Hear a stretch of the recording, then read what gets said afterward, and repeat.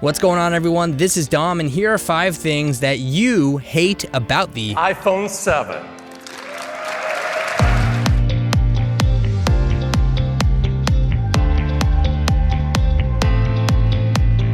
One thing I hate about the iPhone 7 and 7 Plus is design.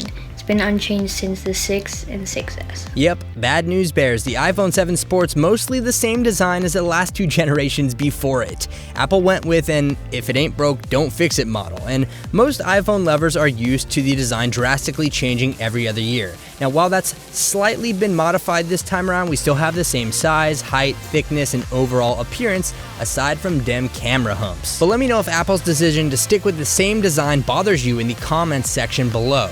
iPhone 7 hate is with the jet black.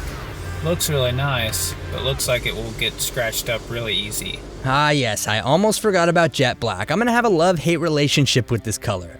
You better believe that it's gonna be a scratch magnet. Even Apple advises you to use a case with this finish if you're concerned about another Scratchgate revolution. The color looks super sick, but smudges and scratches may not be worth the headache. Even at that, you'll spend extra to get the jet black model and another 30 to 50 bucks for a case. Well, you might as well just slap a D-brand skin on it and call it a day, but unfortunately, that kind of defeats the whole purpose of getting jet black. Yo, Dom, something I really don't like to see leave with the next iPhone is the headphone jack. I really enjoyed it, enjoyed using it.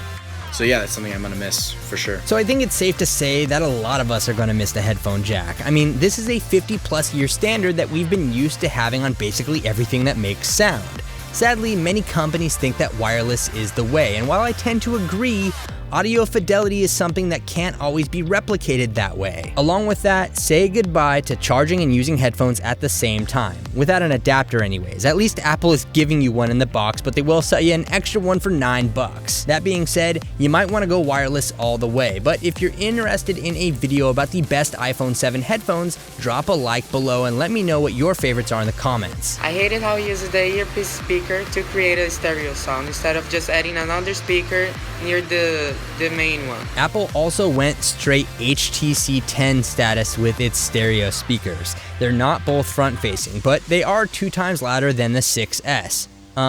No shit, there's 2 times the speakers here. Anyway, one channel shoots from the bottom of the phone, while the other comes out of the earpiece. That's nice and all, but I'll save my opinions for the full review and make sure that you're subscribed if you're not already to be the first one to catch that video when it drops. I don't like how the iPhone 7 doesn't get the dual lens, except the iPhone 7 Plus does. Like, why doesn't the 7 get it? So here's the deal. The Plus models have always had a leg up on the standard iPhone, but this year it's almost a bit unfair. The fact that some people will have to sacrifice comfort and size for camera quality may be a deal breaker. Sure, it'd be nice to have a dual camera system on the iPhone 7, but at the same time, I can see the other side of things. More space in a phone means more features. So with the Plus model, we have a wide-angle lens on the left and a 2x zoom telephoto lens on the right with up to 10x digital zoom. These two can easily be switched between, but there's also a pretty dope bokeh feature that sadly won't even ship with the phone at launch.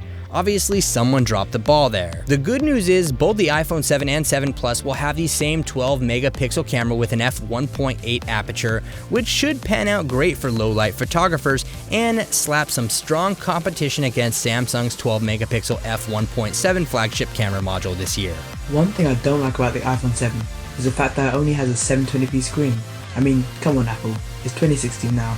You should be able to give your flagship phone a 1080p screen at least. So I'm gonna have to agree that 1334 by 750 is kinda weak sauce for a 2016 flagship. Sure, at 4.7 inches, you're still getting 326 pixels per inch, but I'm sure I speak for many out there when I say that a 1440p display would have been fantastic. Thankfully, the display this year is slightly upgraded and is 25% brighter and has a wider color gamut and improvements to 3D touch, but come on, really? 720p? Anyway, that about wraps up the 5 things that you hate about the iPhone 7. And if you personally happen to hate something different or disagree with anything in this video, be sure to drop a comment below. And if you enjoy this style of video, hit that thumbs up button and subscribe if you're not already for my coverage on the iPhone 7 and 7 Plus coming up here in the near future. So thank you very much for watching, everyone. I really appreciate it. This is Dom, and I'll catch you in the next video.